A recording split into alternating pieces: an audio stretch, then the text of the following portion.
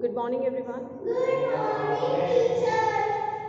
So, cash flow statement. Yesterday we have started this chapter, last chapter of your syllabus, third book, and we have discussed about the activities of the business.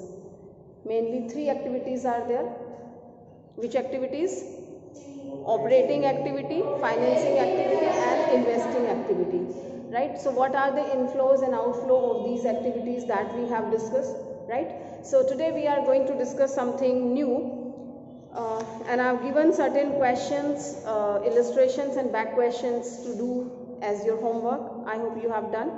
So those who did not do and you are staying at home, so I just tell you students, page number 5.9, they have mentioned the operating activity, investing and financing. What are the inflows and outflow that you have to go through? These are the same things which we have discussed, okay? And we have certain illustrations given at back. Illustration 8, 9, 10, so and so. So all these you have to go through it yourself, and if you have any doubt you can ask. But still, on the request of the students, I'm just reading it for you, otherwise you might say that हमें नहीं बताया.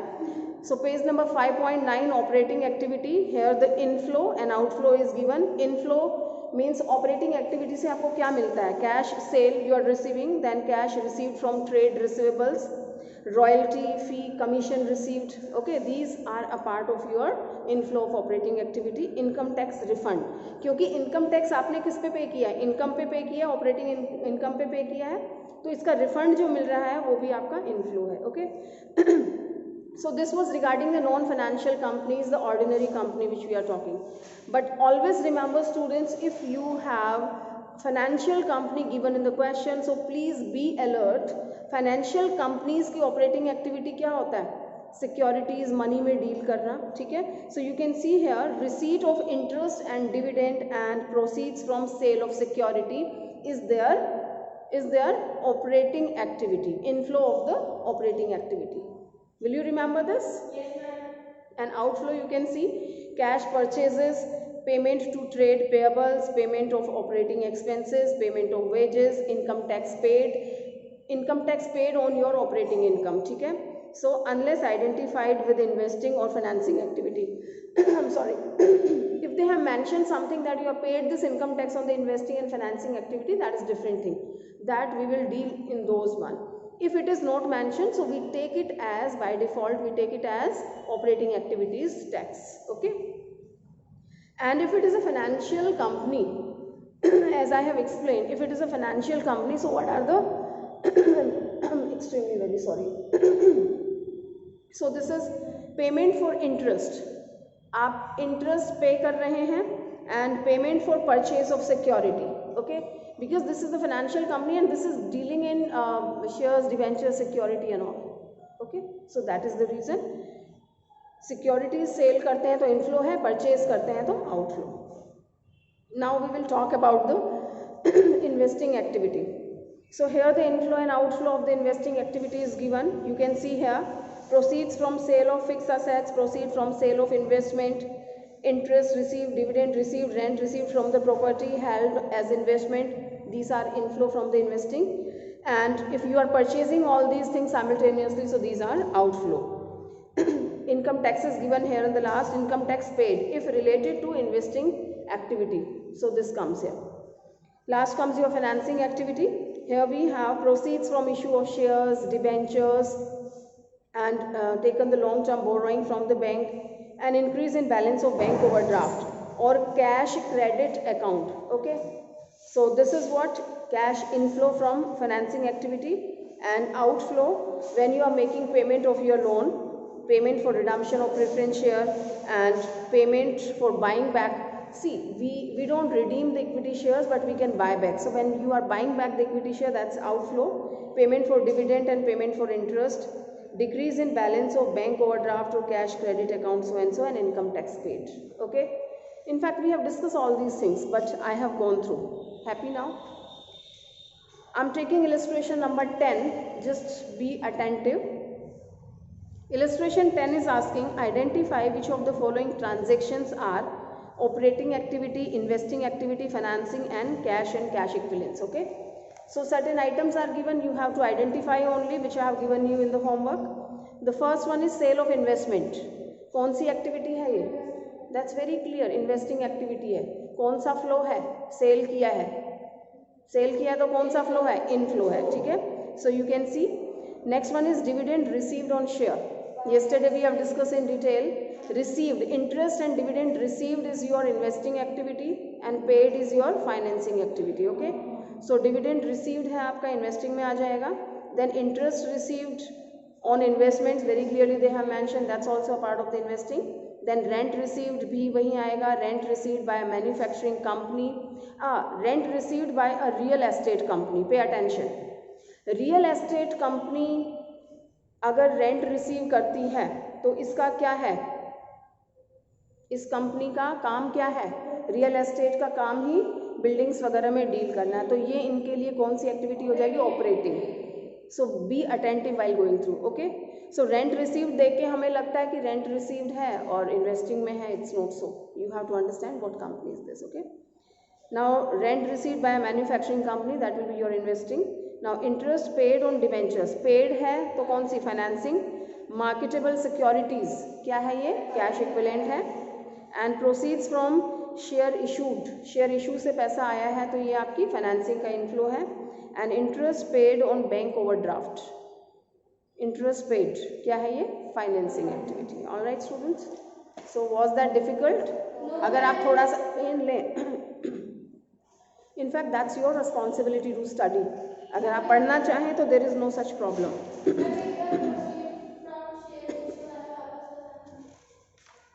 Proceeds from shares issue. Share issue कौन सी activity में होता है? Financing में. Finance चाहिए होता है तो आप शेयर इशू करते हैं, शेयर डिवेंचर इशू करते हैं. तो प्रोसीड्स मीन्स जो पैसा रिकवर हो रहा है, वहाँ से मिल रहा है आपको. तो proceeds from share issue. Share issue से जो आपको पैसा मिल रहा है, ये कौन सी एक्टिविटी में है और कौन सा फ्लो है? शेयर इशू करके पैसा आया, इनफ्लो हुआ, पैसा मिला ना आपको, फिर फाइनेंसिंग एक्टिविटी है और इनफ्लो है. ठीक है, शायद ध्यान नहीं था बट इट्स वेरी सिंपल है ना, ध्यान से देखो. Okay, now we have completed and now I tell you about extraordinary item, and one more point was there which I was supposed to. Yes, your page number 5.8. Students, here it is telling that transactions not regarded as cash flow. Certain transactions are there which you don't consider as a cash flow. Transaction तो हो रही है लेकिन आप उसको cash flow नहीं मानते हैं. क्या है वो? As you deposit money in the bank. आप कैश जमा करा रहे हैं, you are depositing cash in the bank. So what is happening? Cash and cash equivalent है. यहाँ से कैश जा रहा है और बैंक में जमा हो रहा है. ओके, तो there is no such flow. हम इसको फ्लो नहीं मानते हैं. फ्लो हो रहा है, कैश जा रहा है, बैंक में जा रहा है, बट कैश एंड बैंक हम इक्विवेलेंट ही मानते हैं ना, कैश एंड कैश इक्विवेलेंट. तो इस फिगर में कोई चेंज हुआ नहीं हुआ. Okay, and in the same way if you withdraw something from the bank, bank से आप विड्रॉ करते हैं तो भी इसका कोई फ्लो नहीं है. नॉन कैश ट्रांजेक्शन्स क्या होती हैं? Where we post it in the P&L, आप उसमें मेंशन करते हैं लेकिन इसमें कैश का फ्लो नहीं होता है. ठीक है, जैसे कि डेप्रिसिएशन, अमोर्टाइजेशन. डेप्रिसिएशन हम दिखाते हैं P&L के डेबिट में, बट डेप्रिसिएशन से कोई एक्सपेंसेस, कोई कैश गया है आपके पास से? नहीं, only reduction in the value of assets. Okay, and second it's telling that issue of bonus share. I have explained many times bonus share क्या होते हैं. Bonus shares are those one which are issued to the existing shareholders without charging anything. Okay, so there are also no flow of the cash. And issue of equity shares or debentures for consideration other than cash. You have purchased certain assets, so you are not paying cash. What you are giving? You are issuing the shares or debentures. And for issuing the share and debenture, you are not receiving cash. So there is no flow of the cash in these transactions also. Have you understood? Yes, okay.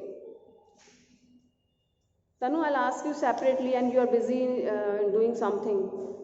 I have noticed it. Very nice. This is your attention. Quite happy. I'm very happy. It's okay, no problem. That's your life. You live accordingly. So, page number 5.13 students. So all these questions are like this. You must go through all these points. That's your homework. And equivalent questions are given. So if you go through all these illustrations and back question, definitely you will find certain points which you need to ask and where you will have a little doubt, but not possible in the classroom that I will read it for you all these. Okay, so what are the extraordinary item? In the partnership chapter we have studied about it. We were supposed to take the normal profits. Okay, normal profits हम लेते थे कैसे? Some abnormality was there, तो हम abnormal जो figure थी उसको हम हटा देते थे, तो the remaining one was your normal profit. Okay, so in the same way we have certain extraordinary item which were not usually takes place in the business. So in the operating activity, what are those one? Compensation paid to employees under voluntary retirement scheme. Well, retirement takes place, but voluntary retirement means you have given an option to the employee. If they want, they can take the voluntary retirement prior to their real retirement period. Okay, so they have taken the retirement, but at the time of retirement, employees get certain compensation. So when the employee is taking retirement, you have to pay the compensation. तो वो हर साल थोड़ी पे करते हैं. Every year you are not paying that compensation. So this compensation which you are paying, this is extra burden on that financial year. तो कुछ extra उस साल आपको पे करना पड़ रहा है. मान लीजिए 5 लाख आपने पे किया एम्प्लॉय को, ओके, compensation के वे में. तो ये 5 लाख क्या नॉर्मल एक्सपेंसेस है आपके बिजनेस का? नहीं. इस साल किसी ने वॉलंटरी रिटायरमेंट लिया था तो मुझे पे करना पड़ा. तो this is abnormal, right? Extraordinary item है, तो इसका इफेक्ट हमें खत्म करना है. तो sometime this comes in the positive और negative. Now what comes in the investing activity? They have taken one example. So investing activity में claim received against damage of fixed assets, say because of earthquake or fire breaks out and you have taken an insurance for your assets. Okay, fixed assets किस उसमें आती हैं? Investing activity में होता है. आप खरीदते हैं बेचते हैं तो इनफ्लो आउटफ्लो होता है इन्वेस्टिंग में. ठीक है, आपने इंश्योरेंस लिया था, your assets damage due to certain reason, damage हो गई हैं, तो अब क्या? इंश्योरेंस कंपनी को क्लेम किया, your claim has been accepted by the company and they have paid. 4 lakh का उन्होंने क्लेम पे किया है. So you found that your income has increase this year, something abnormal. तो it is not your ordinary income ना. आपको sales, आपका trading का business है, सेल से नहीं है ये इनकम. एक extraordinary happening was there, event was there, तो उसकी वजह से 4 लाख मिला, तो you will remove its effect. Okay, and financing activity में they are talking about the payment for buyback of share. I've told you equity shares are not redeemed in the lifetime of the company, but if it is required they can buy back the share. अपने shares company खरीद लेती है. तो share खरीदना was not in your planning, but आपको किसी reason से खरीदना पड़ा, तो वो जो पेमेंट आपको करनी पड़ी है that is extraordinary. Okay, so you will come to know when we will do the questions properly.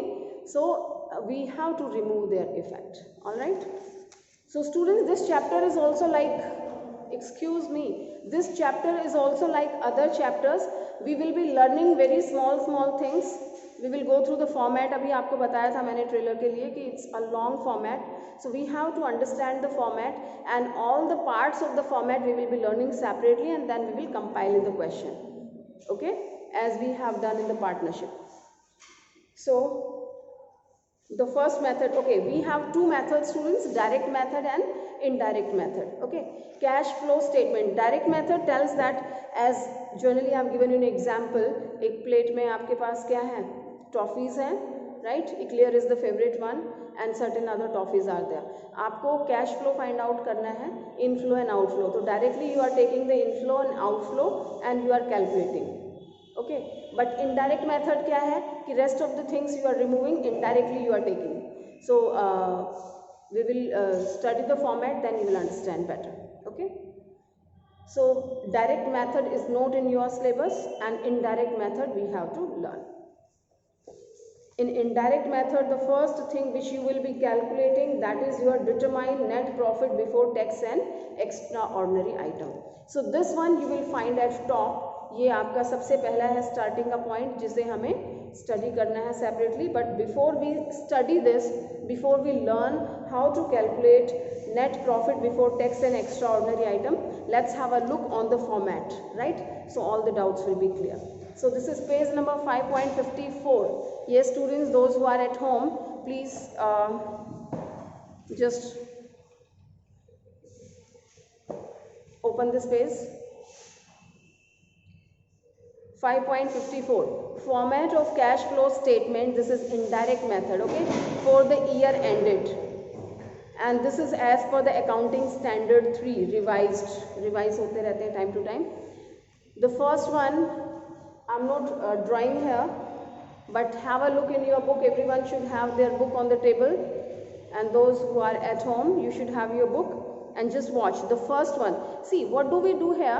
Separately we calculate the flow from all the three activities, although we will be learning separately, and later on we will compile it here, okay. First we will calculate cash flow from operating activity, then we will calculate cash flow from investing activity, and then financing activity, and all these three activities will be compiled, okay. Now cash flow from operating activity, the first point you take, you need net profit. Trading and P&L से आपको क्या मिलता है? Last में net profit मिलता है ना। तो अब उस नेट प्रॉफिट में एक सिंपल सा एग्जांपल है, क्या कुछ हम ले चुके हैं? सब कुछ ले चुके हैं, all the expenses. Be very alert बेटा, I am telling you one thing, if you listen these things this chapter will be very easy for you, and if you will not listen this will be the typical one. बहुत easy है, लेकिन आपके concepts clear तभी होंगे जब आप ध्यान से सुनेंगे. स्टार्टिंग में आप लोगों ने बहुत ध्यान से पढ़ा था, सुना था, तो समझ आ गया होगा. नहीं सुनेंगे तो नहीं आएगा, ध्यान रखना इस चीज़ का. नेट प्रॉफिट जो है, नेट प्रॉफिट में नेट प्रॉफिट कैलकुलेट करने के लिए आप कौन कौन से एक्सपेंसेस लेते हैं P&L के? This is your profit and loss account, this is your net profit comes here. ये सब क्या है? All the expenses, okay. Trading में आप डायरेक्ट एक्सपेंसेस लेते हैं, P&L में आप इनडायरेक्ट एक्सपेंसेस लेते हैं. Either these are related to the operating activity और नॉन ऑपरेटिंग एक्टिविटी, ठीक है. आप डेप्रिसिएशन भी लेते हैं, नॉन कैश आइटम भी लेते हैं, लॉस बाय फायर भी लेते हैं, loss on sale of fix assets भी लेते हैं, ठीक है. तो सारे एक्सपेंसेस आप लेते हैं, either these are the operating expenses और नॉन ऑपरेटिंग एक्टिविटी. ऐसे ही आप सारी इनकम भी लेते हैं. तो ऑपरेटिंग अभी आपने वो किया था ना ratio, operating profit ratio and operating ratio. So it is something like, so if you want to know about the operating activity, operating profit या ऑपरेटिंग का इनफ्लो एंड आउटफ्लो आपको जानना है, तो मुझे क्या करना पड़ेगा? नॉन ऑपरेटिंग के इफेक्ट्स हटा देंगे, यस और नो? यस. वंस अगेन, आपके पास नेट प्रॉफिट आता है सारे के सारे एक्सपेंसेस लेने के बाद, operating plus non operating expenses आपने लिए हैं, right. And here also operating income तो आपकी सेल से आई चुकी है, यहाँ पे आप नॉन ऑपरेटिंग इनकम भी लेते हैं, ठीक है. तो अगर आपको ऑपरेटिंग प्रॉफिट चाहिए या ऑपरेटिंग का इनफ्लो आउटफ्लो जानना है, तो आप क्या करेंगे? इनका नॉन ऑपरेटिंग वालों का इफेक्ट खत्म कर देंगे. ये चीज़ क्लियर है, ठीक है. अब चलते हैं हम फॉर्मेट पे. सो व्हाट टू डू, ये है आपका net profit before tax and extraordinary item. अगर आपको आफ्टर टैक्स दे रखा है तो हम एडजस्ट करेंगे, एंड एक्स्ट्रा ऑर्डिनरी आइटम को डील कर रखा है तो भी हम इसको डील करेंगे, एडजस्ट करेंगे. इसको कैसे करेंगे वो हम we have to go back, हम प्रैक्टिकल करेंगे तब सीखेंगे. यहाँ पे हम इसका फॉर्मेट देखना है, okay. So what I have to calculate on number 1, that is my net profit before tax and extraordinary item. Fit it in your mind, okay. Next we have to do what? Adjustments for non cash and non operating item. आपको अभी बताया मैंने, अगर कोई non operating चीज़ है, either your expenses और income, तो उसका इफेक्ट हमें खत्म करना है, ठीक है. या फिर डेप्रिसिएशन अगर आया है, डेप्रिसिएशन को कहाँ दिखाते हैं? आपने इतने सारे क्वेश्चन किए, 11th भी पास किया. डेप्रिसिएशन कहाँ आता है? P&L के डेबिट में आता है, आता है कि नहीं आता? डेप्रिसिएशन के लिए आपको कोई कैश देना पड़ता है? नहीं देते हैं, सिर्फ असेट्स की वैल्यू कम होती है. सो this is your non cash item. तो ऐसे ही नॉन कैश का भी अपने को इफेक्ट खत्म करना है. क्यों खत्म करना है? क्योंकि हम क्या कैलकुलेट कर रहे हैं? कैश का फ्लो, इनफ्लो है या आउटफ्लो, बट डेप्रिसिएशन में कोई फ्लो नहीं है, okay. Yes. Now we will add something, we will reduce something to find out your proper flow of the operating activity.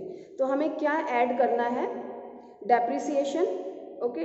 Goodwill, patents and trademark amortized, यानी आपने right of किया है, ठीक है। इन चीज़ों पे डेप्रिसिएशन वर्ड यूज़ नहीं करते। इंटेंजिबल असेट्स पे क्या वर्ड यूज़ करते हैं? एमोर्टाइज्ड करते हैं, ठीक है। तो डेप्रिसिएशन आपका कोई फ्लो नहीं है। गुडविल, पेटेंट्स एंड ट्रेडमार्क को एमोर्टाइज किया है, राइट ऑफ किया है, तो भी इसमें कोई फ्लो नहीं है, कैश नहीं गया। Be attentive and look here, कोई फ्लो नहीं हुआ है, कैश नहीं गया है। इधर देखो बेटा, मान लीजिए डेप्रिसिएशन का 5,000 है, तो क्या 5,000 पे किया? नहीं पे किया, तो लेकिन मेरा प्रॉफिट तो कम हो गया ना इस 5,000 की वजह से, तो इसको मैं वापस क्या करूँगी? प्लस कर दूँगी, ठीक है। तो this is the reason they have to do, okay. Next क्या किया है? Interest on borrowing, that is short term and long term and debentures. ये हमने क्यों किया है? इंटरेस्ट ऑन बोरोइंग कौन सी एक्टिविटी है? बोलो बच्चों, इंटरेस्ट ऑन बोरोइंग कौन सी एक्टिविटी है? फाइनेंसिंग एक्टिविटी है। गुड, फाइनेंसिंग एक्टिविटी है, तो हम कौन सी एक्टिविटी डील कर रहे हैं? Operating activity. तो नॉन ऑपरेटिंग का इफेक्ट मुझे क्या करना है? खत्म करना है, हटाना है, ठीक है। तो जो इंटरेस्ट पे किया है आपने बोरोइंग पे, वो आपने इधर दिखाया, उससे मेरा प्रॉफिट कम हो गया, तो मैं क्या करूँ? वापस उसको ऐड कर दूँगी, तो उसका इफेक्ट खत्म हो गया, ठीक है। सो आपने इंटरेस्ट ऑन बोरोइंग प्लस कर दिया। फिर है आपका writing of under writing commission, share issue expenses. Share issue expenses, ये सारे एक्सपेंसेस हैं आपके, कैपिटल एक्सपेंडिचर्स हैं, तो आपने राइट ऑफ किया, प्रॉफिट में दिखाया, राइट ऑफ किया, ठीक है। क्या ये आपका ऑपरेटिंग का है? ये और फाइनेंसिंग का है, ठीक है। तो नॉन ऑपरेटिंग को हम वापस ऐड कर रहे हैं, नॉन ऑपरेटिंग एक्सपेंसेस को, because we were not suppose to show these expenses in the operating one. समझ गए? ऑपरेटिंग का चाहिए तो नॉन ऑपरेटिंग का इफेक्ट खत्म कर दो, एक्सपेंसेस हटाओ, यहाँ से इनकम हटाओ। कैसे हटाएंगे? एक्सपेंसेस आपके माइनस होके ये प्रॉफिट आया था, तो इनको वापस प्लस कर दो। इनकम से आपका प्रॉफिट बढ़ गया था, तो इनकम अगर है तो उसको प्लस कर दो। क्या बोला मैंने? इनकम माइनस करेंगे और ये वाला प्लस करेंगे, ठीक है। तो उससे उसका इफेक्ट खत्म हो जाएगा, okay. Next item is given loss on sale of fix assets. कहाँ दिखाते हैं आप loss on sale of fix assets? We show it here, loss on sale of fixed assets. ये यहाँ दिखाया मैंने एवरीवन। तो यहाँ दिखाने से मेरा नेट प्रॉफिट क्या हो गया? कम हो गया। तो क्या ये ऑपरेटिंग एक्टिविटी है? Loss on sale of fix assets investing है, तो मुझे नॉन ऑपरेटिंग हटा देनी है, सिर्फ ऑपरेटिंग रखनी है। Are you getting? तो इसका इफेक्ट खत्म करने के लिए क्या करूँ? प्लस कर देंगे वापस, क्योंकि इसकी वजह से आपका प्रॉफिट क्या हो गया था? कम हो गया था, तो वापस इसमें ऐड कर दो, ओके, राइट। नेक्स्ट है आपका increase in provision for doubtful debts. तो प्रोविजन फॉर डाउटफुल डेट्स आपका इंक्रीज हुआ है, तो ये भी आपका नॉन ऑपरेटिंग में आएगा, ठीक है। इसको हम बाद में डिस्कस करेंगे, इसके लिए कुछ और रिक्वायर्ड है ना। तो इसका इफेक्ट खत्म करने के लिए भी हमने क्या किया? इसको वापस से यहाँ पे प्लस कर दिया। तो that way the non operating activities और non cash activities we have dealt and we have added it here, okay. Now next one is less. Minus क्या क्या करेंगे? यस प्लीज, माइनस क्या करेंगे? Let's come to the income side. अब यहाँ पे आपको सपोज एक आइटम दे रखा है, profit on sale of fixed assets. Fix assets को सेल करने से कोई प्रॉफिट हुआ था, ध्यान से समझो इस बात को। प्रॉफिट हुआ कब हुआ? आपने फिक्स असेट सेल की। पहले तो बताओ कौन सी एक्टिविटी है ये? इन्वेस्टिंग। इन्वेस्टिंग एक्टिविटी से मान लीजिए 2000 आपको मिला था, तो ये इस प्रॉफिट में ऐड है या नहीं है? नेट प्रॉफिट में है। तो ऑपरेटिंग का सिर्फ फाइंड आउट करने के लिए मुझे इसका इफेक्ट खत्म करना पड़ेगा। तो ये 2000 की वजह से आपका प्रॉफिट बढ़ गया था, तो अब क्या करूँगी? माइनस कर दूंगी। Understood that? तो नॉन ऑपरेटिंग इनकम्स जो हैं उनको आप माइनस करोगे और नॉन ऑपरेटिंग एक्सपेंसेस हैं उनको प्लस करोगे, तो आपका आ जाएगा ऑपरेटिंग, ओके। फिर और क्या है? Dividend income, rental income, gain on sale of fix assets, interest income and decrease in provision for doubtful debts. So all these things you will be reducing. Understood the reason why? Okay. So this way we just do that, and here the point comes, that is your operating profit before working capital changes. Different stages are there. तो पहले step में आज हमने सिर्फ क्या देखा? ये format learn करने का मेथड भी है, and I am explaining the format, क्योंकि ये बहुत ज़रूरी है, तभी आप कर पाएंगे, ठीक है। तो सबसे पहले आपने लिया net profit before tax and extraordinary item, alright, फिर आपने उसमें कुछ प्लस किया कुछ माइनस किया. प्लस क्या किया? Non cash and non operating items. Okay, you can say the expenses, and here what you have reduced, that is non operating income. Okay, and here the point comes, point number D, you can see operating profit before working capital changes. So that's all for today, and rest of the things we will be discussing in the next class. Okay, thank you.